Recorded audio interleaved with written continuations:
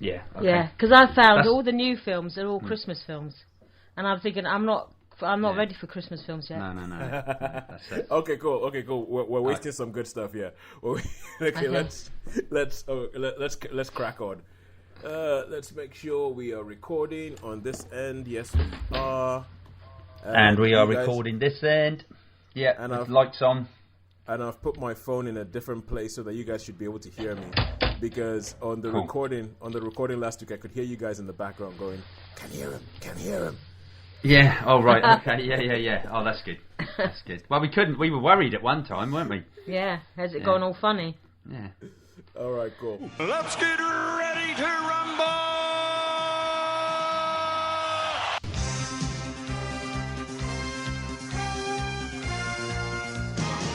Hello and welcome to Netflix versus Cinema, the podcast that asks you the titular question: Netflix or cinema? Which one is going to win your loyalty? Which one is going to win your money, your hard-earned money? What are you going to watch for your entertainment this week?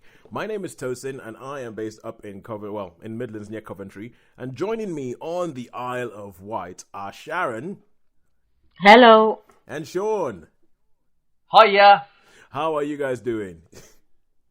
Yeah, well, I'm good. Yeah, well, we're not. Well, we're sinking in mud, but are you sinking in floodwaters where you are up in the Midlands, Toes? There are some areas that are really, really badly affected. There's some areas that do have floodwaters, and I've had random bits where I'm driving along, and then all of a sudden, when you drive through a puddle and you spray water everywhere, and you're like, yeah, where the heck did that come from?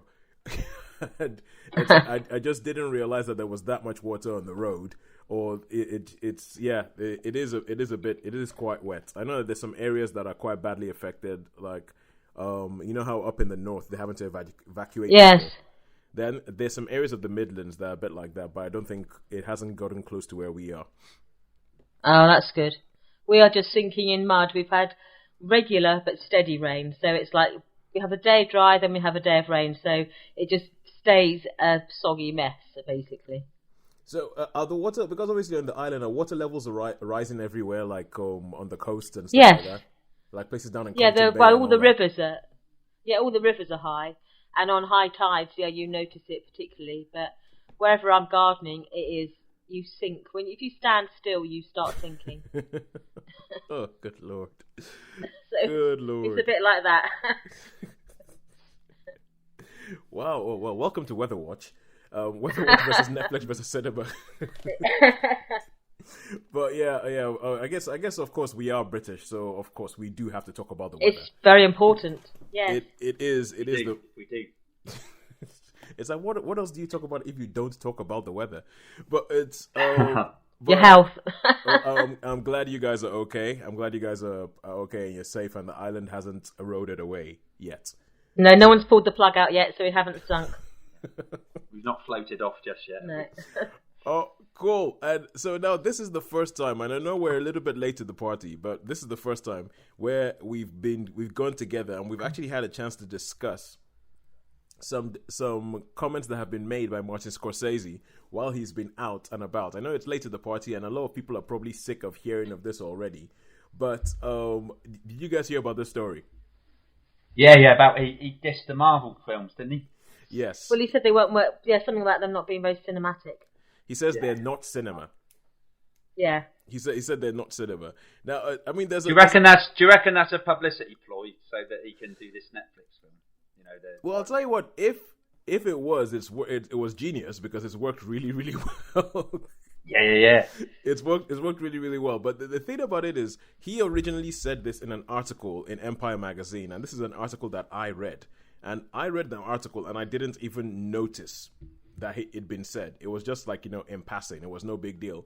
But all of a sudden, it's become this big thing that people have blown up into this, oh my God, how dare he say that? And it's become a little bit like when Steven Spielberg was trying to get Netflix movies kicked out of the Oscars. Or when, Helen Mirren said F Netflix or stuff like that. It's become one of those things where it almost seems like it's. Has he said it? Yeah. Has he said any more about it, Tosin? Has he tried to defend it or anything or that? Because I haven't really been following the story. So. Well, he said one more thing where he actually leant into it.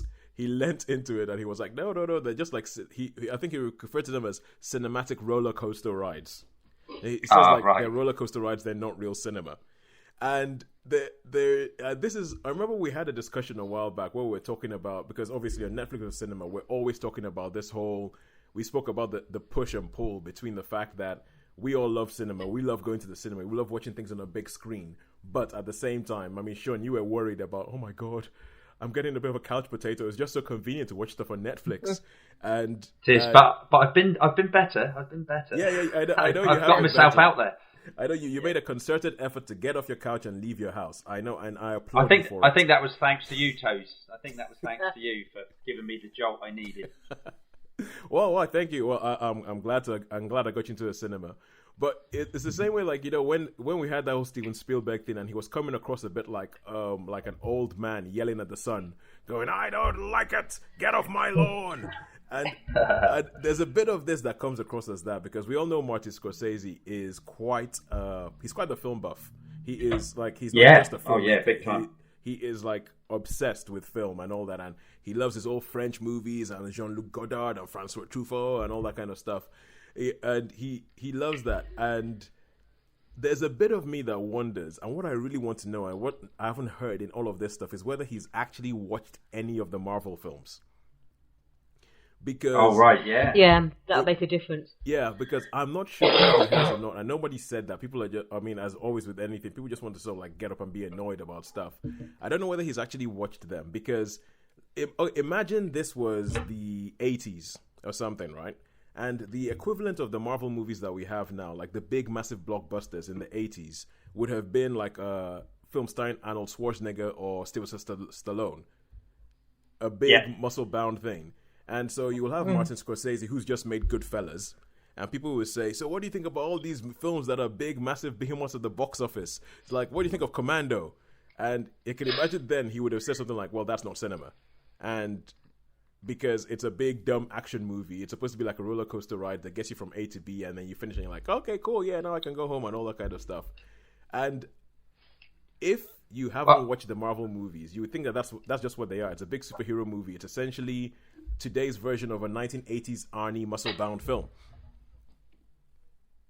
Yeah. Yeah. I mean, the thing is, there's a lot of old, I mean, a lot of 40, 50-year-old weirdy beardies that really like that sort of stuff, because that was a comic thing, wasn't it? That was like, I mean, a lot of it was a comics. Yeah. I mean, and I think they aimed for that old, you know, those Marvel films, they're sort of aimed for that sort of age group, although for youngsters as well, to get the merchandising, because generally I think is the people that are into the comics in the Silver Age of Marvel Comics, they're the most critical of the films, aren't they, of the Marvel universe. You know, that's rubbish, or I mean, like all the Fantastic Four. But they've always been around, though, haven't they? Because when you think, how long has Superman been around? Yeah. How many Superman films have there been? They've been churning them out since the 1940s, haven't they? Yeah. And I know Batman's only been cinema since for the last 30 years. But you know, well, since the 60s, there was the Batman movie made in the 60s. Oh, I know, because there was a television series. Was there like a link to the TV there was a spin-off standalone movie. There was a spin-off movie made from that TV series. Right. Yeah, I remember that had them all in. So there has always been that element of, I think the phrase has been in the past, popcorn film, hasn't there? Yeah. It is pure entertainment. It's not supposed to be about higher values or moral story, or art. They're about entertainment or art. But some of these films, they do tend to have a moral core to them. Yeah. There's always, they all know what's right and wrong. They know what's good and bad, and you have a clear protagonist and a clear bad guy. So they do. Sometimes not even that there clear. Is a morality to them. Yeah, there is a morality to them, I think, often. And so when they to dismiss them as being not cinema, I think. Well, actually, you're dismissing a lot of cinematic history when you say that, because they didn't disappear fully formed. I mean, you can trace the sort of roots of the Marvel films, if we see them today, back to those pulp films of the 1940s and 50s. But I think that being like that, what would they call it, snobbery or elitist? Yeah, that sort of thing. Yes. They will say, they're not proper I get the feeling that if it's in the 1980s, he'd say these should be direct-to-video type films because that was the snobbery at the time, wasn't it? There's like it was direct-to-video or it had a cinematic release. I mean, because there was a bit of snobbery there. I think in the 80s you could even class things like Jurassic Park or Back to the Future as just pop culture, popcorn films. Yeah, as not cinema.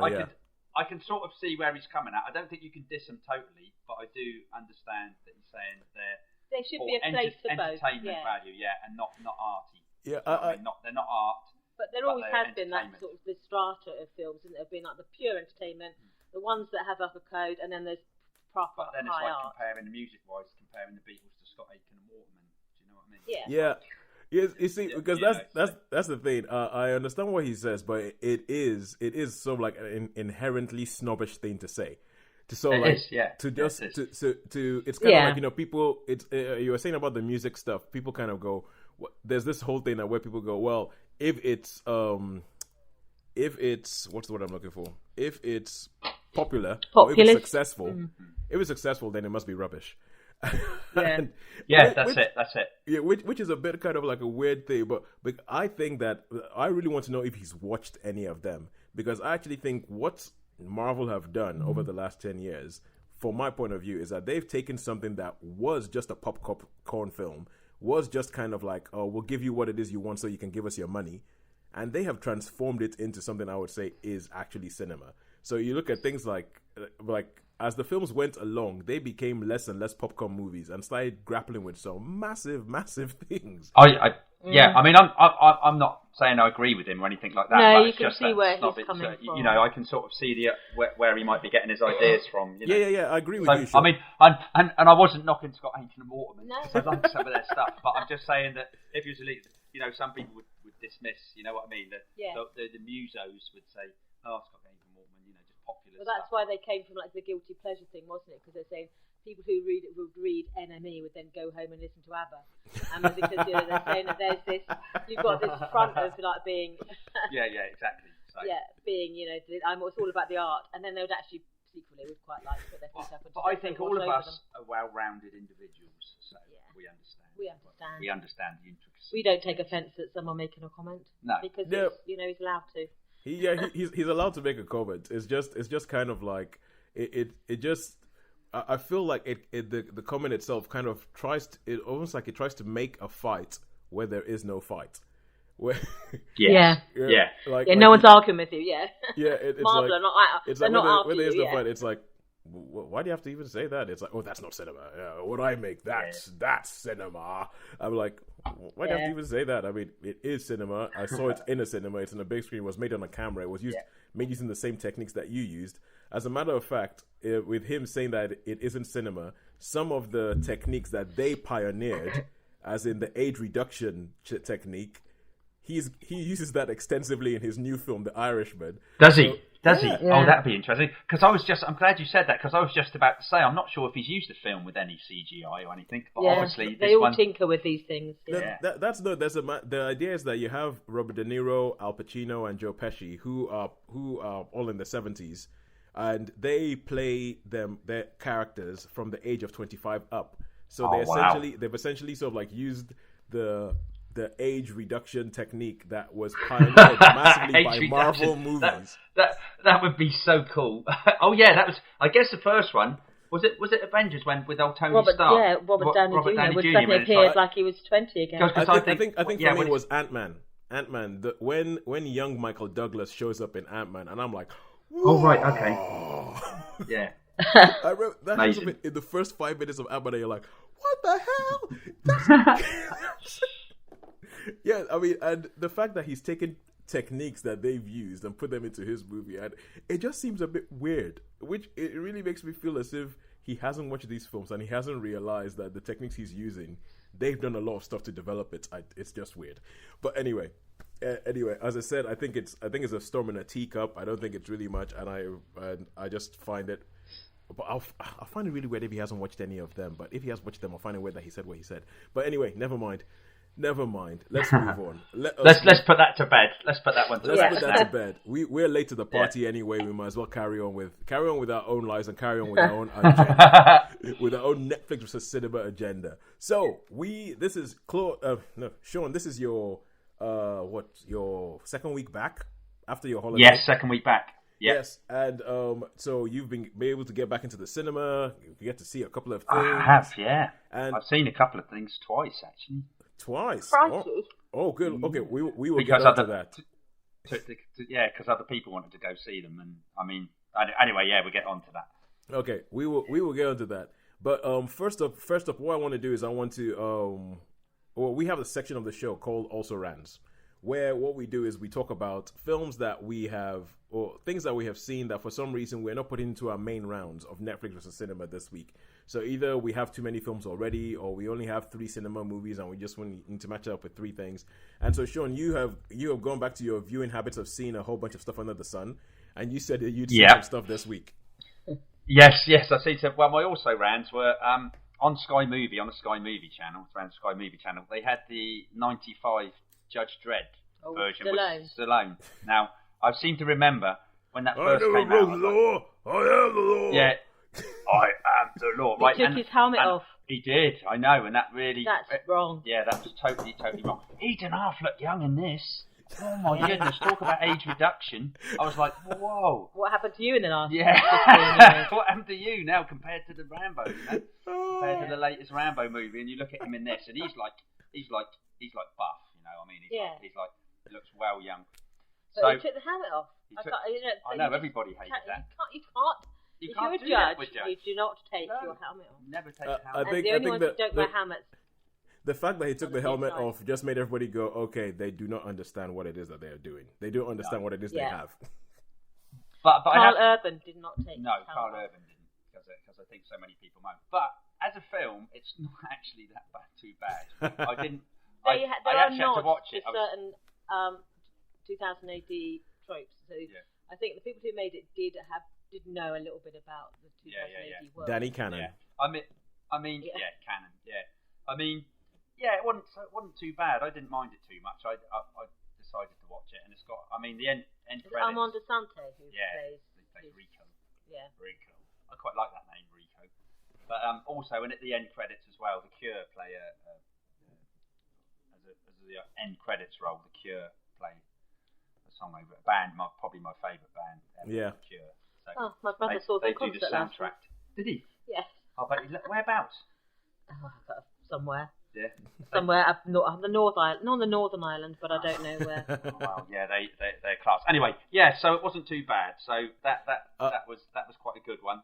I'll tell you the biggest sin that film did. So Rob Schneider's in the film, and he plays a character called Fergie. And in 2000, I'm not sure whether Fergie was a massive character in the comics, but there's a certain run of 2000 AD that we got in Nigeria with Judge Cal and all that kind of stuff. And the character of Fergie is the last thing in the world that he is Rob Schneider. He is not Rob Schneider. And I think even at that age, when I saw it, I must have been about 15 or something, just getting into my film buffery. And I remember watching it going, no, you don't. That's wrong. You don't do that to Fergie. Fergie's like a massive hulking sort of like man-child. He's not Rob Schneider. And did they have an ABC Warrior? They did have an ABC Warrior, which was pretty good, like one of the ABC Warriors, a big robot-y thing. So, and they had the Fink brothers as well. Yeah, the Fink brothers. So there have some. I mean, there were some nods to it, and as I say, it was quite enjoyable. I always liked Judge Death myself.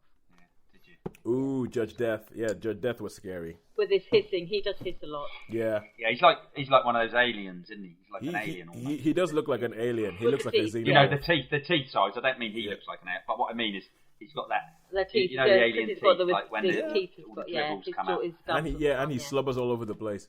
But he's like a big, massive Saint Bernard without the cuddle factor. But and the other thing just to mention is that I did watch a couple of episodes of World War II in colour. But I mean, there's just that's a new thing on Netflix. So I watched a couple, but it's just basically stuff I've seen before that's been coloured in. And, it's the same story about what goes on. So so that's my also rants. All right, cool. You're going to mention about Bangkok Hell, or is that going to be one of your? Are we saving Bangkok Hell? Well, let's save Bangkok Hell. We'll have that as part of your Thailand hangover. Right. Yeah. Okay. All right, cool. So now let's get on to the main things because I think essentially everything that I've seen is what I'm going to be talking about. Oh no, there was something else. I forgot about that. Oh, I saw the Politician on Netflix, but I'm going to talk about that next week because Okay, that's cool. yeah, The Politician. But good show. Go catch it. All right. We'll save that for our election special. Yeah. Oh my god. It might end up being quite a precise show. It really might be quite a precise show. We're going to say that as an election special. All right, so we're going to get onto our Netflix with a cinema thing. Let us bring back the old, the age of order, and saying that we're going to give ourselves 7 minutes to talk about each one of these films. Does that sound good to you guys? Okay, that sounds good to me. Yeah. Okay, 7-minute timer on Google. There you go. All right. There you go. Now, and we are going to talk about the first film that we're going to talk about this week is The Aeronauts. Now, this is a film I saw last week, and I didn't actually talk about it then because I'll hold on to this. But this is a film. If you're okay with it, Shaun, I'll just say what it's about, then you can just dive in and say what you thought about it. Okay. Yeah, sounds good. Starring Eddie Redmayne and Felicity Jones, reunited for the first time ever since they were in The Theory of Everything Together to award-winning effect. And this is all about it's in the beginning of the days of weather prediction. So there's a character, Eddie Redmayne plays a character called James Glacier, who was a real-life meteorologist. Essentially, there's a bit where he uses the word meteorologist in the film, and everybody laughs at him because they're like, "Oh, you're trying to predict the weather," that kind of thing. And so it's about him wanting to get into a hot air balloon to go higher than any man has ever gone before, because then he can get all these readings and figure out how the atmosphere works. And when he figures out how the atmosphere works, he can sort of like more accurately predict the weather. And Felicity Jones plays his pilot. So she is the person who actually gets into the balloon. She pilots it. He's the scientist who's trying to figure out all this stuff, and she's the one who actually has the expertise to make sure that he can go up there and come back down without dying. So they go up. This film is essentially they get in a balloon, they go up, and then they come down. And it's all about the detail of what happens in there. Like, what did they find when they go up there? What goes, and there's a little bit of backstory about what their lives were like down on Earth that sort of forces one of them to go higher in science and forces the other one to go higher in a hot air balloon. Or gas-filled balloon. So that is basically the plot of the film. I think it's pretty straightforward as to what happens and all that kind of stuff, but this is a film that I think is more about the detail of what happens than it is about the overarching what actually happens, because the plot is pretty simple. Shaun, what did you think? Yeah, pretty much. Thanks for that, Toes. This I think would be a really, really good movie to see in IMAX or in one of those iSense or one of the, because I mean, for me, I really love blue skies, Yeah. I'm quite interested in the space thing and the the ionosphere and the stratosphere and all this sort of thing. Yeah. I quite liked it. And what I liked was when they did the little graph, they had a little graph of they have how all many these hours graphics. and now. They have all these graphics that show you like how high up they've gone and how long it's been since they left the ground. Yeah. And in the end, I really, really enjoyed it. I liked this Felicity Jones. Yeah. I mean, and she plays, like, the part she plays is a real, go get, she's pretty much the action hero of this film. She is, yeah. She really is the action hero of this film. Yeah. And I was a little bit, I've got to be honest, I was a little tiny bit disappointed in Eddie Redmayne. Oh, yeah? I was a little bit disappointed, especially, towards when they're getting higher up and certain things happen, like hypoxia and what have you and all that. Yeah. Like, just to me, I that detracted a little bit from it. But like you say about the society where they're all like, obviously, he's saying, "Oh, we've got to do this." And all the old boys are like, "What?" Do you know what, Tosin? Do you know what is funny? All the way through that film, I was watching the extras. Believe it or not, and I was thinking, isn't that strange, right? Because as well as watching the film, like when the scenes when they're actually in the city and things like that, and I thought, oh, and they've all got like the beards and things, people, and they're really that sort of era. But yeah, it was really, really noticeable for some odd, strange reason. I think it was the crowd scenes, Yeah. And I was thinking, then Well, it was noticeable that they'd done a good job or that they'd done a bad job. Well, I mean, if you hadn't been watching the extras, I don't think you'd notice. But I was watching the extras, and I think it was quite noticeable with. In what way? Sorry, that they didn't. They look weren't. period. Yeah, they did. No, they looked period. Yeah. But they did actually look like they were like looking in shop windows and. You mean terrible, terrible extra acting? But, well, I don't know. Yeah. I mean, You know, that was just. But I might have been just conscious of that, because of certain circumstances. But I did like there was one particular where two people actually they sort of wait and then they talk to each other. You know what I mean? And it's just like and do different things, and a couple look in the shop and all that. And I was thinking, that looks a little bit plastic. Quite natural. It didn't look wasn't quite natural. Terrible. Sorry about that. No, terrible extra acting. No, don't worry. I've been on sets. I've seen terrible extra acting. I think I've done some terrible extra acting myself. But so I thought I'd throw that one in there just for fun. But on the whole, I thought this was a really, really good, entertaining movie. Yeah, I think I thought so too. I mean, the thing with the film is, I agree with you. Some of the visuals are amazing. Like the bits where there's bits where the balloon goes up through a cloud, and just the shots, you're just like, that is just beautiful. And the fact that they do good jobs, like things like there's a bit where they're inside of a cloud. There's a bit where they get caught in a storm. There's a bit where they're getting like to the edge of the atmosphere. So essentially, if they go any further up, they're going to go into space, and it's just really, really, really, really well done. I think with the film, because as I said, the plot of the film is pretty straightforward as to what actually happens, and so I understand why you would have started watching the extras, because there were bits where I was kind of like, I'm enjoying this, but get a move on. So, get a move on. That's it, I guess. There were bits like that where I was like, I'm enjoying it, but please move quicker. And it's And the other thing I wanted to say about this film is that because when I started watching it, I was thinking, really, this was 18-something. Would they really have had a female pilot of this, to go up to this whole thing? And so I actually, it's a kind of film that drives you to Wikipedia after you finish watching it, because you want to find out what actually did happen. Was this actually what happened? All that kind of stuff. And it turns out that there's been a bit of controversy because the family of James Glacier, some of them are really, really annoyed because they're like, well, he was a married man. He wouldn't have gone up in a hot air balloon with a widow. and it was another man. And the fact is that it was actually the pilot for the particular event shown in the film was actually a man. A man, So Henry Coxwell. Yes. Yeah. Henry Coxwell. Yeah, he was actually a man. But looking at it, they said this is like an amalgam of a whole bunch of different things of pioneers who went up in hot air balloons to try and figure things out, be it to do with flight or be it to do with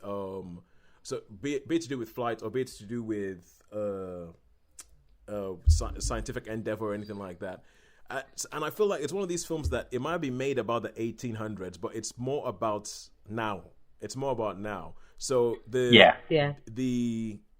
I was about to say Emilia Clarke. No, the Felicity Jones character is strong.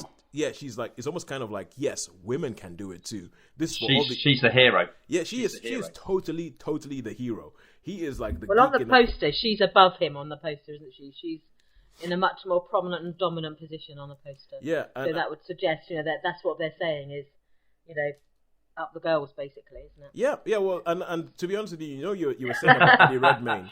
In a way, Eddie Redmayne doesn't really have that much to do in this film. I think Felicity Jones actually has more to do than Eddie Redmayne does, which, quite frankly, some people might say it's around about time. Women have been dealing with that kind of stuff for all year. Yeah, it's a bit of a role reversal, isn't it? But I still think it works as a two-hander. Yeah, I do. Do you think they like working with each other in those two? I mean, I think they do. But I assume they must. I assume they must be quite comfortable working with you. Yeah. Because sometimes you get a partnership where you work with people, don't you? When it works. When it works. Got that chemistry. We'll have that again, And like Martin Scorcese and Robert De Niro. And that crowd. But I mean, sometimes you can get a relationship on screen where you just think that's not right. That's not working. It's not, But this worked, I think. Yeah, I think it worked really, really well. I mean, even though, you have the whole thing of, they don't like each other. And then you can see, they don't like each other. And then they're going to come to respect each other. But they make it work. Even though you know that that's what's going to happen. I feel like the two of them, I feel like the two of them make it work. But also the fact that this is a film that's made more for nowadays than it is not concerned with representing Facts. what happened accurately. It isn't. But the fact is that, like, James Glacier's sort of work colleague is played by Himesh Patel, who was the lead in Yesterday. Yeah. Yeah, he was the lead, and I'm like thinking he's of like Indian origin and all that. And I was just kind of like, yeah, I can see what they're doing here. This wouldn't have happened, but it's made more for now. It's like, look, it doesn't matter what background you're from, you can be an adventurer, you can be a scientist, quite frankly, I was fine with that. Because I'm cool with that. Yeah, I think the film does enough to not try and say we're trying to represent history accurately here. But I mean, isn't there a new David Copperfield coming, which has got like a completely multiracial cast? Yeah, there is multicultural cast with Dev Patel. What's up with all the Patels? But it's sort of like I think they're just moving towards having more of a multicultural appeal, or having it all, on the screen. We're trying to reflect the societies that people live in now.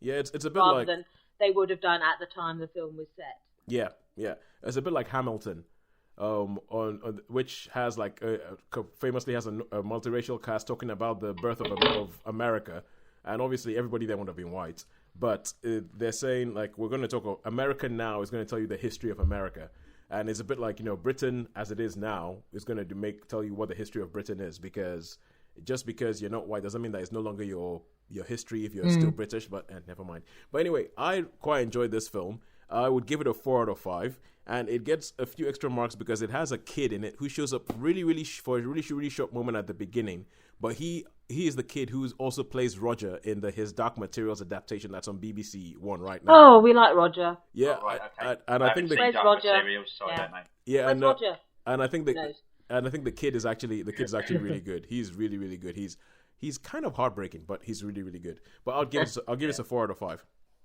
Okay, for me, I'm going to give this a 3. Okay. I mean, I thought it was visually stunning. I really liked it.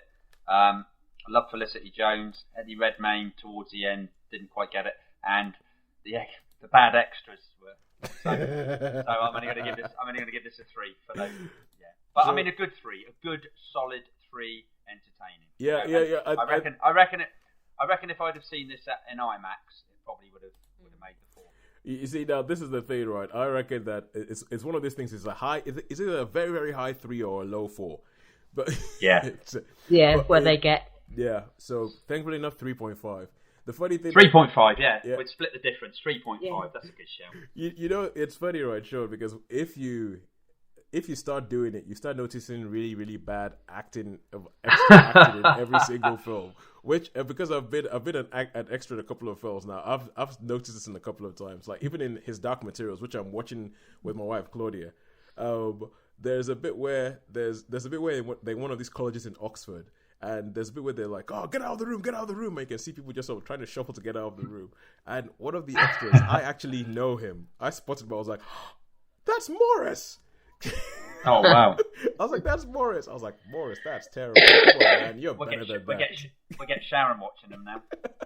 Yes, I still remember that. I still remember the Maze Runner. Run!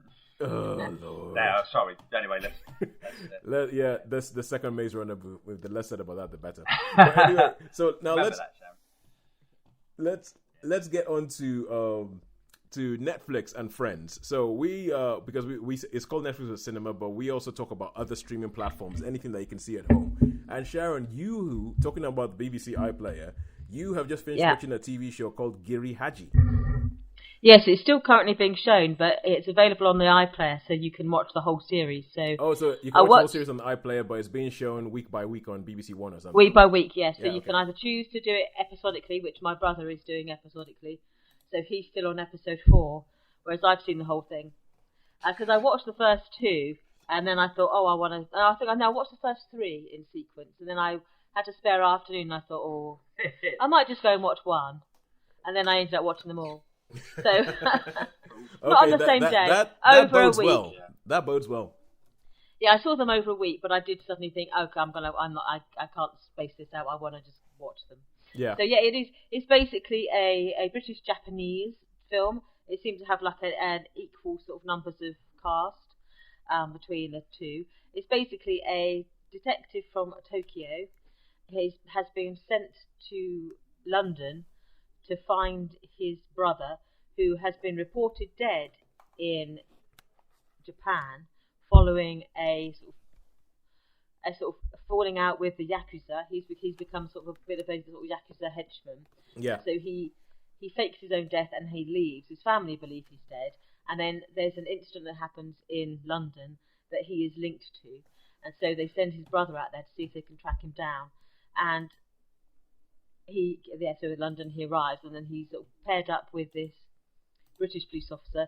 On his sort of cover story is that they're having like this Japanese sort of British liaison and sort of cross training exercise where they sort of go to see how policing is done in their own countries. And so a British police officer is sent to Tokyo, and Kenzo is sent to London, and so he is then sort of paired up with this British officer. And then the story unfolds basically in how he tries to find his brother in London, and how it's like Yakuza meets London mob meets Albanian mob meets life in the capital. So you've got this sort of cross-cultural barriers. You've got this sort of the different the contrast basically. There's like, okay, and what ways are we similar? In what ways are we different? So it's that complete compare and contrast type thing. Yeah. So it's an interesting. So I can't really give much away because it would just sort of give too many spoilers. Because you get this sort of drip. You get fed little bits of information, new information in each episode. So it sort of builds up, and the picture you get at the end is quite different to the picture at the beginning, and people's roles and what they represent and what you think of them at the beginning does transform as you watch the series go on. Oh yeah, so it's very clever, and it does have some really stylistic moments. The actual when you watch them as an episode at the beginning, it does on the previous episode, but it's done it's like an anime. Oh wow! Almost, really? But with live action, but it's overplayed with with that animation or with like drawing. So you see them slightly stylized. The colours are stylized. And it's got a nod towards those sort of manga comics. And there's one scene in one of the episodes that I think is just a lift out of, I don't know. I can't even talk about it because it would just be a complete giveaway. Because when you first see it, you go, "What am I seeing?" And then it becomes completely enthralling. You know, I like a show where A, you can't really talk about it without spoiling too much, and also B, that you don't want to talk about it because you don't want to spoil it too much, because that actually. Because I saw this and I was like, ooh, Japanese British thing. I quite like the idea of that. I'm all for like, you know, people who haven't been represented being represented. But I wasn't necessarily going to watch it. But now that you're saying that, oh, I don't want to say too much because I might mess it up, I'm like, okay, cool, now I'm on board. No, yeah. Yeah, it's interesting. There's some interesting characters. Is it much in the way of action sequences? You know, like heavy action or? Oh yeah. Really? Is it? Oh yeah, there's all sorts going on. Oh right, okay. Again, I would say there's stylized violence as well as just brutal, slaying. But there's quite a lot of, it is quite violent, and there is an element of sort of sexual content to it. Right. Okay. And some of the scenes come without much warning, and so you go, what the heck? And then it's like, okay, it's over. It's over. You can. I'll tell you what. I was getting a bit of a feeling of something like Heat. You know the film, the Michael Mann movie. The film Heat, Michael Mann movie. Have you seen okay. it? Yeah. Oh right. Yeah, you've seen Heat, haven't you? Well, I think great film. Yeah, I think it's got obviously fewer American influences. You can see the cultural influences of this series are British and Japanese. Right. Oh, nice. There's very little nods towards sort of the American sort of gangster or the American action sequence. Right. I mean, the violence is the Japanese violence is almost like quite specifically culturally Japanese, in terms of the weapons used and the way they're used. And in Britain, it's much more grittier, sort of not quite lock, stock gritty, but it's a bit more of the lock, stock type violence rather than the casual violence you see in some sort of American films. You just made me think of the phrase, "and the fries as greedy as a pig." So there is a little bit of that actually. There's one quite over the top performance. I'm going, I'm not really quite sure what you're doing here, but it's good. They're all good, but so one of them, you'll know what I mean if you ever see it. You think, yeah, I know what you mean when you say one of them is slightly over the top, and you can't quite work out what they're all about. I think I'm probably going to watch this. So and so there's some elements of it. I'm thinking I'm still not entirely sure that I understand all of it and all of what I've seen, but it was certainly intriguing. I'm glad I say Bangkok Hell now, because now I'll get it. You can watch it. Yeah. All right, cool, good stuff. So, Sharon, we'll put you out of the misery of trying to talk about it without telling us anything. What did you think about this? I just thought, I thought it's really engrossing. It kept me watching all the way through. Some of the characters, you think they're just going to be like throwaway characters, and yet they are. They keep coming back, so you think, well, actually, that's interesting that you've. And there's some of these odd couples in it that you think, oh, I wouldn't have put those two together.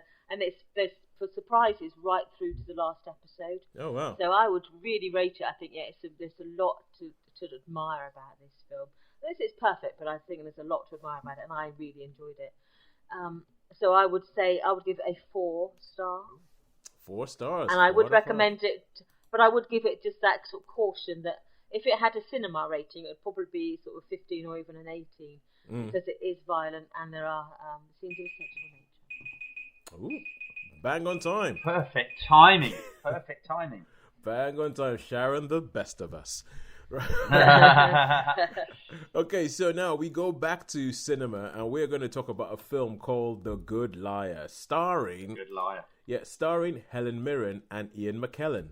Now, actually, before I say, I want to speak about somebody who I was speaking to earlier this week. Speaking about people who we've spoken to outside of the podcast, who listen to the podcast, how's Rachel?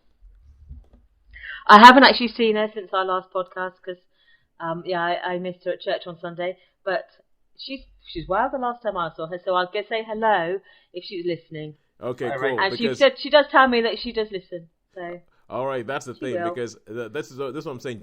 I want you to not see her. I want the next time that she sees you to actually be her coming up to you and going, "Oh my God, I got a shout out!" Because then she really does listen. Yes, I shall be sure to sit next to her at church on Sunday and then sort of nudge her. So, So if you've done anything good this week, or it's like heard anything good, maybe on your phone. But all right, so this is a film that I was speaking to a guy called Adam Collins earlier this week because yesterday I was filming something in Derby and I was filming with him and he heard about the podcast and all that kind of stuff and I said I was going to watch The Good Liar and he was like, oh yeah, that's going to be good. It's got Ian McKellen and Helen Mirren. That's all you need. And I feel like this film, that's kind of what they've done because before I watched this film, I knew nothing about it. I hadn't seen a trailer. I'd seen a poster and that was about it. And it was as if they just went, we've got Ian McKellen, we've got Helen Mirren. What more do you want? Get in here, watch this film. But I think it also works in the advantage because this is a film that I think I came out of the cinema, went on Facebook, and the first thing I put out there was that this film is blitheringly predictable. Shaun, I know you've seen the film as well. I'm not sure whether you. I've seen the film. Yeah. I mean, it was obvious. It was obvious. 20 minutes in. Yeah, it was straight from not even 20 minutes in. Even just minutes. Right from the go, really. So when I sort of just read the synopsis, I'm thinking, okay, you think the good liar is him, but it's actually her. That would Sharon, be my quick Sharon, assessment of it. Come on. Away, mate. But I haven't seen the film. I'm gonna have to cut that out. Don't confirm that because Okay, I don't know because I haven't seen the film. Okay. Let's put it this way. About 10 minutes into the film, you will have figured out what's going on. It is that, and I think part of the problem is if you're particularly cinema literate like we are, that's not a bit big-headed, but it's like we know what cinema is. But if you've watched a lot of films like we have or anything like that, I think we've kind of seen this before.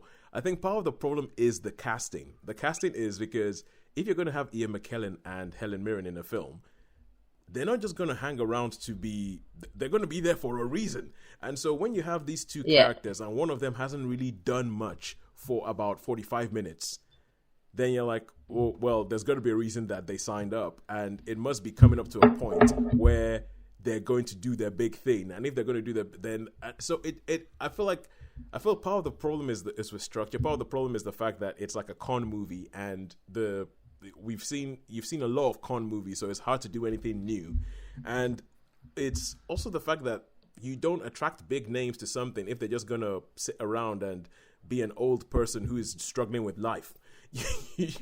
And gonna be ripe for the picking. It's like nah. Yeah.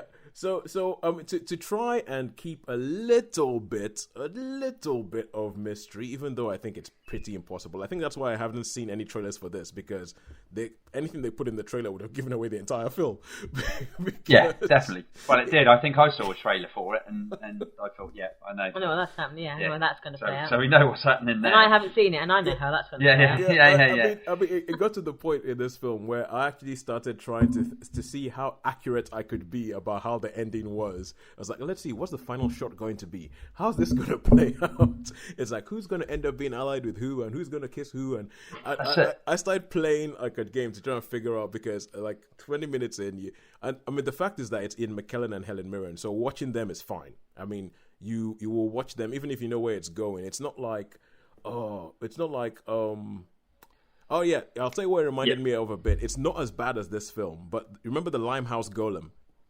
Yeah. Remember how in the Limehouse Golem you figured out who the killer is? Like, when the film still has an hour to go, the film keeps going, and you're like, why are you still going? We know who did it. Just stop the film already. But it wasn't as bad as that with this one. I mean, you still want to see how they're acting, and they do bring a little bit of wrinkles. There's a bit where they go on a trip to Berlin, and you're like, ooh, what's going on here? And there's a bit where there's a car that keeps driving out, and you're like, okay, what's going on there? And but the film climaxes, so to say, like the sort of big sort of point that the film builds to. It's, do you understand what I mean when I say Basil exposition? It essentially ends up with one person sat down in a chair telling you the entire plot of the film what feels like 10-15 minutes. It's like it's telling you the entire, and I'm just kind of like, oh, come on, sheesh, this could have been better. For me, sure, right? This for me, right? I think I'm not being funny, but I mean, it's pretty obvious what's going on here. I think you're an intelligent person. Yeah, but what I'm saying is actually in the film, if you're an intelligent person, you're going to be thinking, something's not quite ringing true here. So I was a bit, and that Berlin scene you're talking about I was like, oh, okay. And the subway scene where he's in the subway. That was to me unconvincing. That one. Sorry about that. It didn't. I mean, they are great actors. But for the actual characters they're playing, I think he would have thought twice about it. He would have seen what was happening. He would have seen what was happening. I think I agree with you. It does require some characters to be a little bit dumber than they are portrayed as being. What I mean is, there's that inconsistency there. It's like, you've spent a lifetime. You are not going. Do you know what I mean? Yeah. That's just too easy. That's just too easy. Yeah, you should be a wily old fox instead. You're being. So it was all too, for me, it was all too convenient and everything like that. Yeah. But I must say, the acting, that sounds like the thing. The acting was that they are good actors. So, they are good actors. But I'll agree with you. I think this felt more like it would be better as a TV episode, as an episode of something like Hustle. Hustle. Better as a TV episode of Hustle than as a film on its own. It doesn't.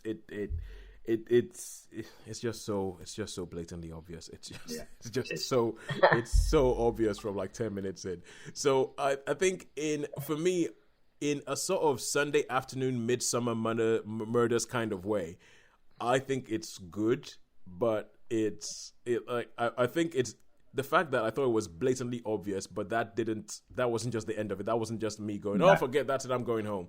That makes me a bit more. What's the word? Forgiving. Yes, forgiving. That is the exact word, Shaun. Thank you. Forgiving. So I'll give it a 3. And I feel exactly the same way. How many are you going to give it? I'm going to give it a 3. Yeah. a low 3, whereas the other one was high 3. This is a lower 3. This is a low 3. Yeah. This is a low 3. Now imagine if now Shaun, here's something. Imagine if we'd taken sort of like age reduction technology, used it on Ian McKellen and Helen Mirren, and put them in the Aeronauts. Wow, that would have been interesting, wouldn't it? Really, that would have been. That would have been. Go on. Have you heard about the fact that they're making a film, and in this film they're going to make a CGI James Dean? Yes, I have heard about that. Yeah, I did hear. I'm not keen myself. Yeah, I think it's a terrible idea. I think it's a step too far. Yeah, it's going that way, isn't it? Soon there won't be actors. I know soon you won't need actors. Well, I know they've said the family have given their permission for his image to be used, but then again, so did Peter Cushing's family for Rogue One, and that wasn't exactly great. No, it was admirable, but not quite great. Yeah, and there was something not quite right about Peter Cushing, wasn't there? Yeah, I mean, it was okay as the film went on, and you got used to it, but it still wasn't quite. Yeah, it wasn't quite right. And Triumph. Inspector Krennic. Yeah, sorry, Toby. So you've seen that for way more times. Well, Peter Cushing is like my idol, Peter Cushing is, and as far as I was concerned, he's the best thing in Star Wars. Yeah, and also, and I was also going to say that, and the less said about the final scene of the Gemini Man, the better. So the better. Oh yes, indeed. Yes, so when they say we're going to have a totally CGI James Dean, number one, why, and number two, So yeah, exactly. So, all right, now we're going to go back to Netflix, and this is actual proper Netflix. And Sharon, you saw Journey's End on this, and so yes. Tell us a little bit about what Journey's End's about. Well, this is a 2017/2018 film about the trench warfare in the First World War. Yeah. As it was the week of remembrance, I thought, I like to watch something sort of remembrance related. Yeah. So I sat and watched Journey's End, and it's basically the week in the life of a British trench towards the end of the war. But this was in March of 1918, when during what's called the German Offensive, where having been like very static warfare for 4 years, everything really speeded up in the last 6 months of the war. So you had massive losses of life. But you had these sudden huge offensives where they just, each side made these massive pushes to see if they could break this stalemate. And the first sort of move of this sort of chess game was the German had this massive offensive where they basically threw everything at certain areas of the front. Yeah. And because the war had gone on, had been so damaging and so draining for Britain and its young men and its armed forces, what was happening towards the end of the war was an 8th regiment, and each company almost would spend 6 days at the front before being relieved, and then another one would take their place. So each section of the line would be held by a different company every 6 days. And so we come into the film as we see a brand new, he's just left university, he's this very young man, and he has gone to take his place on the front. He's a second lieutenant, and he's going to join this particular part of the trench where his former schoolmate, who's several years older than him, but a schoolmate, has been on the front line on and off for the last 3 years, 4 years almost. Yeah. And so we are introduced to this sort of trench warfare through the eyes of this sort of innocent young man, and so we see it, we experience it the way he does. First seeing what the trenches are like, the permanent mud that doesn't seem to go away no matter what the weather is like.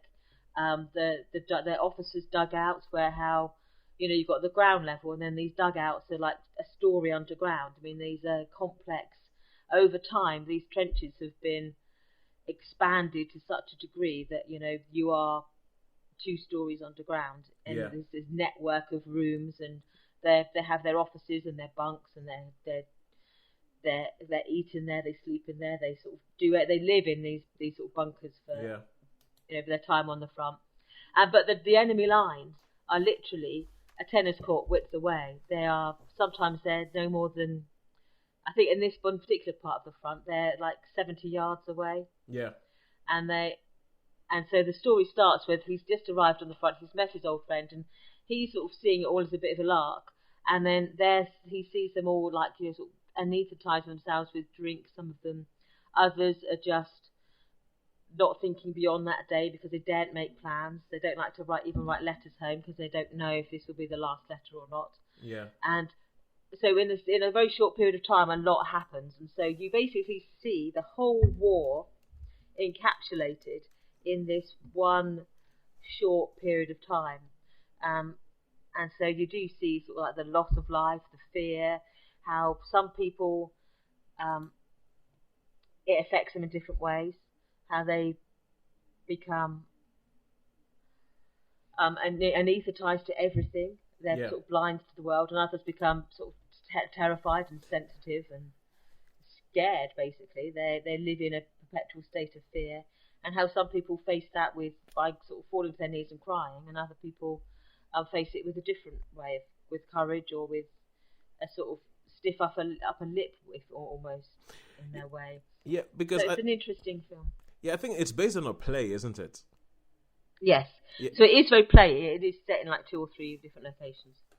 Yeah, and when this film was released, a lot of the talk about it was about the performance of Sam Claflin, who plays the older school friend who has seen more of the war, and as you said, is pretty much. I think nowadays, they would say he's suffering from PTSD from the moment you. Yeah, he's just burnt out. He barely reacts when he sees this sort of young chap come along, who's very charmingly played by Asa Butterfield, who does that sort of wide-eyed innocence very well. Yeah, he but does. He plays Second Lieutenant Raleigh, who's his mate, and Sam Claflin plays Captain Stanhope. And how you see this, without sort of playing it large, you see the fact that he's just shattered by everything that he's seen and been through in the years of being on and off the front. Yeah. And how it was just a devastating war, really, in every regard. How it impacted the people who fought through it and the people at home, and we still feel the resonance now, 100 years later. We still, because we stood around the War Memorial in Newport today, which is the principal town on the Isle of Wight, and you see there's more than 1,000 names on that monument from the First World War. But being a play, did it seem like a play? Because no, it didn't seem like a play at all. It seemed like a film because there was a film called The Long and the Short and the Tall. Oh, I remember that. Yeah, with Lawrence Harvey and all that, the black and white one. And you could more or less tell that was really like a play. And because it's all set in a hut or just outside the hut, isn't it? And they're like the Denzel Washington one, Fences. You could see that was a play. And I think so. What I'm saying is this one didn't seem like to me. It didn't feel like it. You had certain set pieces that take you out of that staginess, and so you are in the trenches. You are in no man's land, and you do see a little bit of the German trenches. Yeah. So it takes you out of that one setting. But you can see how people come and go from this one room, which is at the hub of this sort of the officers' bunker. So I found it quite a moving film. Yeah, because I know that it's so. How many stars would you give it? I would say I would give it a high 3. Mm-hmm.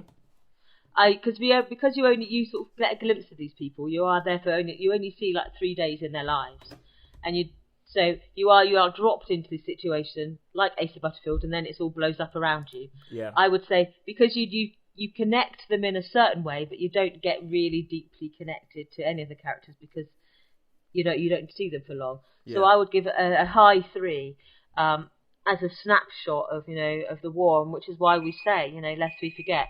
We don't want to forget that war because we don't want that to happen ever again. Yeah. So high 3 for me.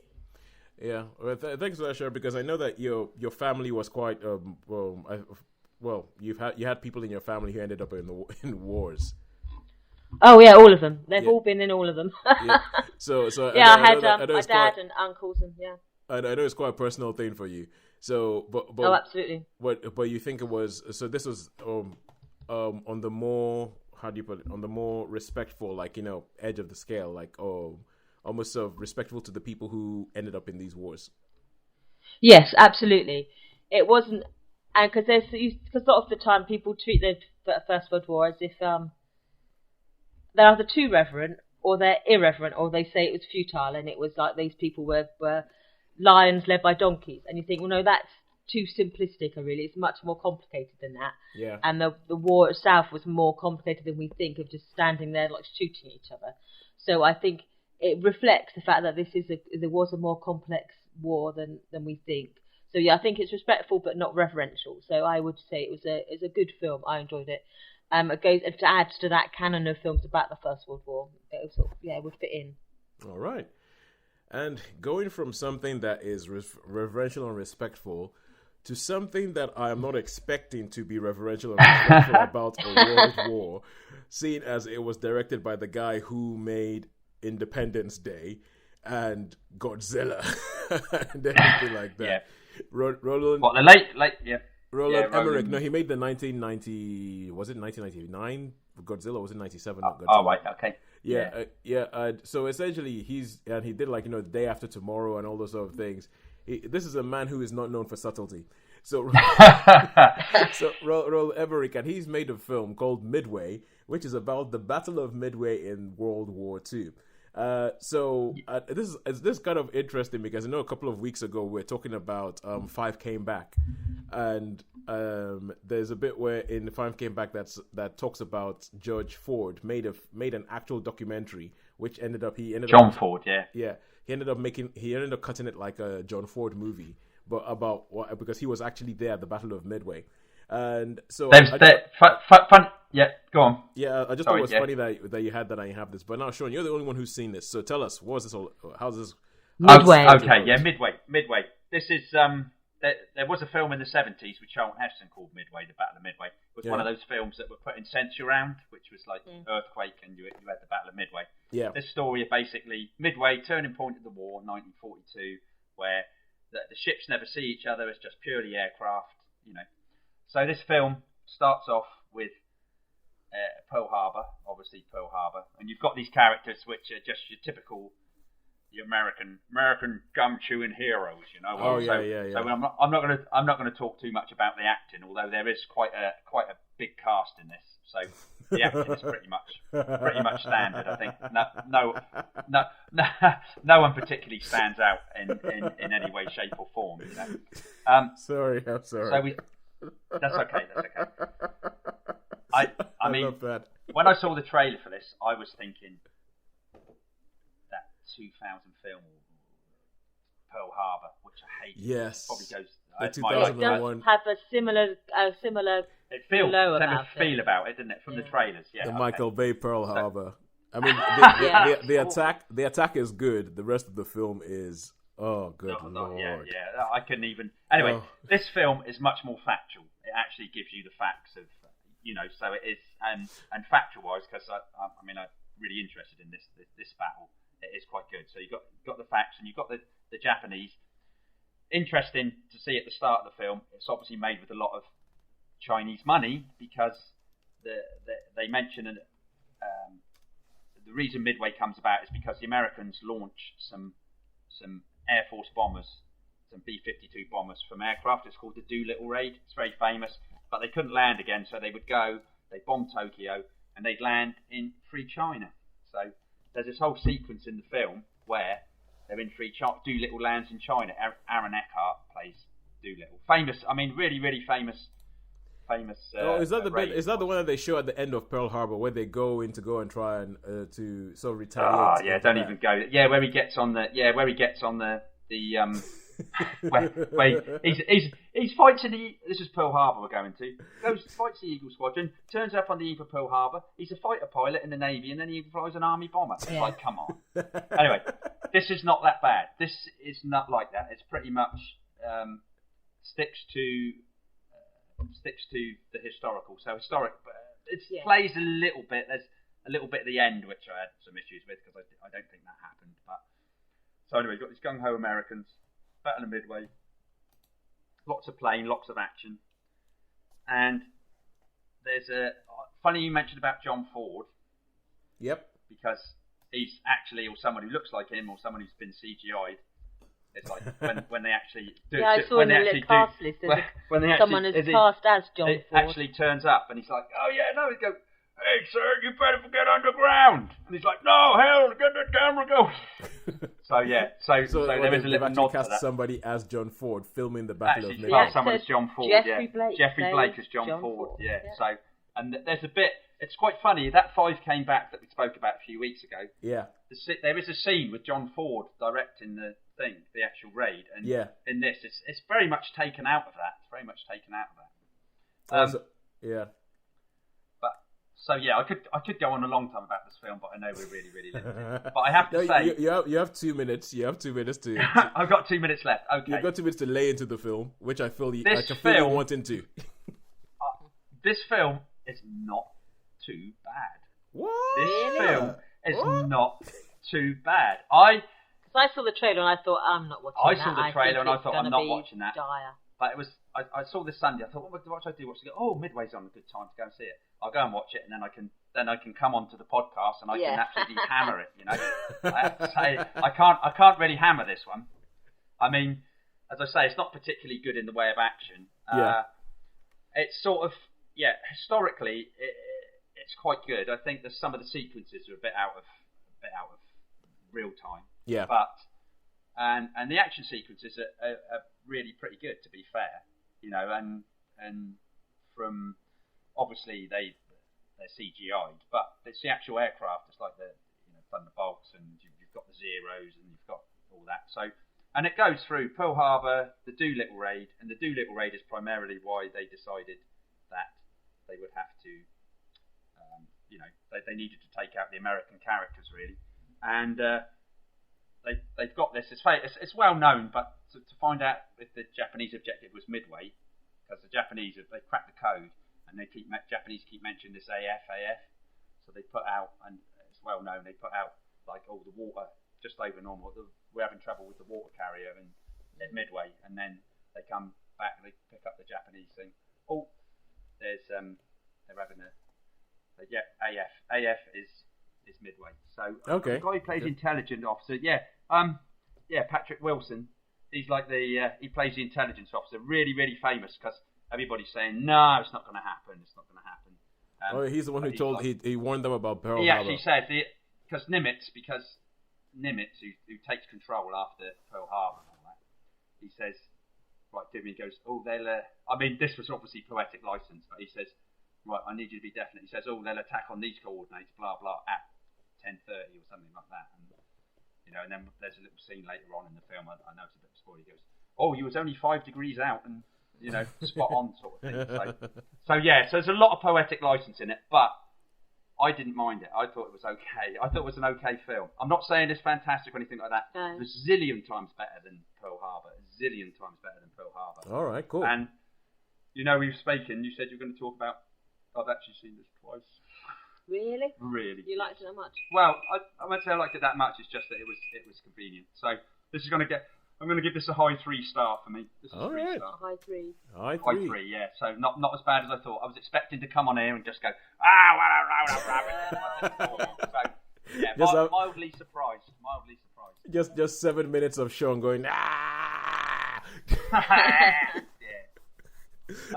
To be honest with you, I was expecting that myself because when I heard Ronald Emmerich, I was like, this is going to be how America won the war. Yeah, I'm not saying it's a masterpiece, but I think I was more pleased because I was expecting. Like you go into these films and expecting them. Then the trailer looked like it was all bad CGI, and some of the scenes of bombs dropping, and you follow the bomb down. I'm thinking, not that. I didn't actually see that. That wasn't in. I don't think there was stuff like that in there. No, they couldn't have done that because that was done in Pearl Harbor really well. So yeah. I think because sometimes the trailers you see stuff in the trailers. They didn't actually put in the film, yeah. But but those films, and there's films that I've really, really been looking forward to, and they've really disappointed me. I think that's often the way that we have an expectation, and it doesn't meet our expectations. I think it might you have no expectation. If you've got a spare couple of hours. I always hesitate. I do like watching films about the war, but I must admit, I wish they would make films about the Burma campaign, for example, which they never have done since the 1960s. They did Errol Flynn nearly caused an international. Nearly caused a riot, didn't it? Well, they had to ban it in this country because it was so offensive. But it's like, when have they ever made a film about Kohima? When have they made a film about Impala? When have they made a film about the Chindits? Well, occasionally they do. But this is a part of the war that that's our history that we'd ever see on screen, and I think we need to make it. They can't get the money to make those sort of films, really. No, and that's where Netflix next comes war in. Film, can we have a film about the Chinders? That is where Netflix comes in, and you're right. And the thing is, it wasn't our just country, because you had the Australians, the Canadians, the Indians, the New Zealanders. I mean, and I do find, and I'm not being unpatriotic here, but it's just like British, British. They forget that probably majority of, especially in the Middle East, in the Al Alamein campaign, it was all Aussies and Anzacs. And well, where my dad served, it was a mixed. Yeah. So I think they should do more. I think they should do more on that, and I think there was a lot of African troops as well. Well, you see, that's the thing that always gets me. That I always go, hang on. So what the heck was happening? What the heck were Africans doing during the war? It's like, I'm like, so during this, because it's like, World War and all that. I'm like, so what was happening in Nigeria? Was that like pointless or anything like that? So it's well, my dad spent 2 years in Ethiopia and the Sudan and all around that way. He was with Gideon Force, with under General Wingate. So we know more about the war in Africa than we do about the other some wars, of the dad's personal stories than we do about a lot of Burma stuff. That's why I had uncles there. So in that case, Sharon, I might need to come interview you one of these days for my new YouTube channel, Tosin Talks Nigeria. But never mind, which I'm gonna start up at some point.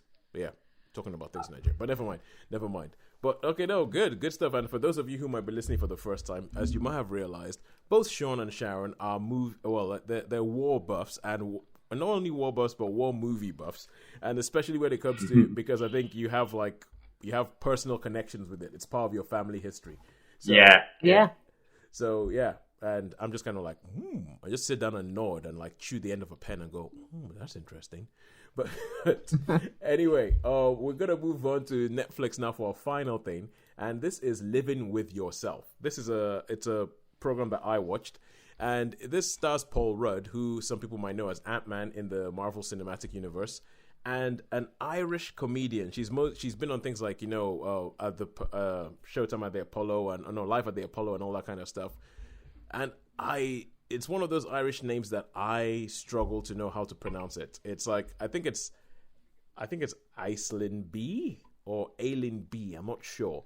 I think it's Aileen. Aileen, is it Aileen? Yeah, because I'm not sure because it's kind of spelled a bit like Isles in, but I was like, I think it might be Aileen B. But yeah, and it stars both of them as a married couple, and when you meet them, they've always been married for a while, and it's kind of like they're in this sort of like they live in a suburban identikit house, and you just see that you get this idea that they're in a bit of a rut.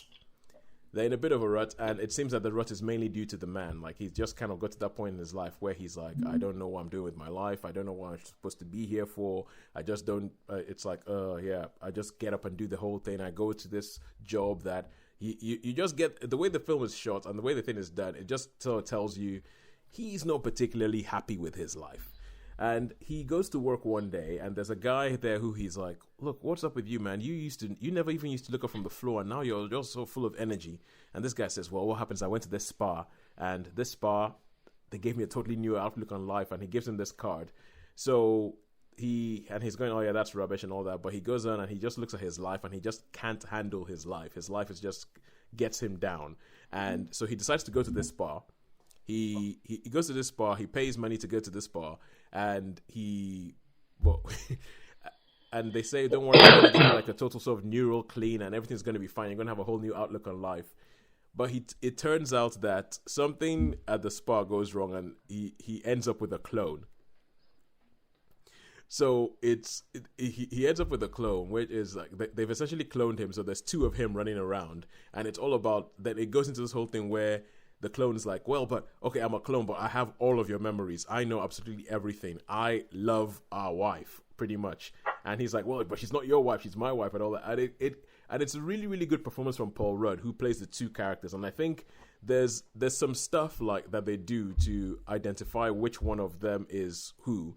And it's mainly in the hair. Like, one of them has his hair up, and one of them has his hair down. And it's one of those things to visually tell you this is who we're talking to. We're either talking about the original person or we're actually showing you the clone right now.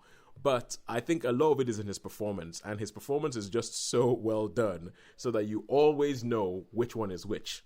you always know which one is which, and you always know what they're going through and all that. And it goes into weird places. It is surprising. There's things that happen in it that you're like, what?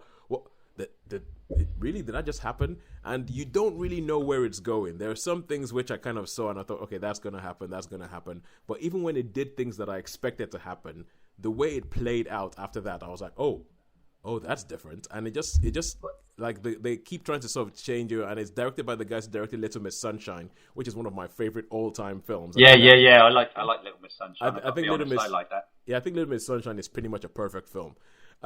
It is pretty good. Yeah, and I think they bring a little bit of that sort of like quirky weirdness to this whole thing, where you're talking about a domestic situation, but they'll bring something in. There's a dance sequence that Paul Rudd and Aislinn B do, or Aileen B do in it, and it is just one of the cutest things ever. It's just but I really, really enjoy this. Wasn't there a film with Michael Keaton called Multiplicity? There was a film with Michael Keaton called Multiplicity. Yes, it has like about 5 different ones. Yeah, it has a similar kind of concept to it. But I think that this one there's bits in it where it's what was it that we were talking about last week? Where I was saying it was Gemini Man. Yeah, so where I was saying that it doesn't really make you think, oh my god, yeah, that would be weird. Oh man, imagine that. Imagine they'd done that. That would be weird. But this show totally does that. It totally goes, that's not easy to figure out. That would be, because it becomes this whole thing about, so if this guy's the original and he's supposed to like live this life, what's the clone supposed to do? Because the clone loves the wife as much as he does. The clone, the clone. Is she aware? Is the wife aware that there's a clone? There's a clone. Or is it just kept secret? Or can't you give that? That would be telling. Yeah, that would be telling. What was the Roger Moore film where he was cloned? What was the Roger Moore film that he was cloned? Was it The Man Who Haunted Himself? Man Who Haunted Himself, yeah. Oh, that was that sort of he was sort of following himself around, as it were, and everyone thought it was him, and he's going, no, that's not me, it was someone else. So yeah. So, they've used this sort of as a device, haven't they, for a long time to get to the truth. And I think that it's actually really well done. And I'll tell you, I'm not going to tell you much more about that. I'm not going to tell you about what the wife knows or doesn't know, because this is not The Good Liar. You can figure it out after 10 minutes. So, okay. Right. I think it actually keeps you guessing, and it surprises you in the way that they go about it. And you're like, oh, okay, because there's some. I think there's some filmic pitfalls you can fall into if you have clones running around and you expect this to happen and you expect that to happen and you expect it to turn into sort of a John Hughes movie in the 80s where they do also there's bits where I'm thinking, okay, that's what they're gonna do, and then they do something like, oh, okay, this got interesting. And I just think it just ends up being like a very, very human thing. And even all the way to the final episode, there's some bits where I wasn't sure what was going to happen. I really liked it. I'll give it a 4 out of 5. Wow. Okay, nice. That's a good shout. Good shout. That is. Yeah, it is offbeat and it is a bit weird, and it might not be everybody's cup of tea, but hey, it's good. That's good. Oh, good. Well, there we go then. Yes, there we go. There it is. Show done. And now all that is left to do is to tell you who won this week. So where do we think our money was better spent this week, be it in Netflix or in cinema? I think Netflix pips it this week, does it? I imagine. Netflix does pip it this week. And Netflix pips it this week because let's see, because of the sort of in-betweenness of the Aeronauts, that went to 3.5. So we had 3.5, Aeronauts 3.5, Giri Haji 4, The Good Liar 3, Journey's End 3, Midway 3, Living With Yourself 4. So either way, it's a good week. Nothing below 3. Either way, it's a good week. Yeah, nothing below 3. So I think that's a good week. Once again, we are the winners. So, there was something I was going to say, but I cannot remember. It's just totally flown out of my head right now. Something about living with yourself. Anyway, yeah, watch it. But I think all that's left to say is goodbye from me. Goodbye from me. And goodbye from me. Yes, we will see you guys next week when I feel like there's something big that's going to be released, but I cannot remember what it is. And we'll find out. We'll see you next week. We'll tell you what we thought. Goodbye.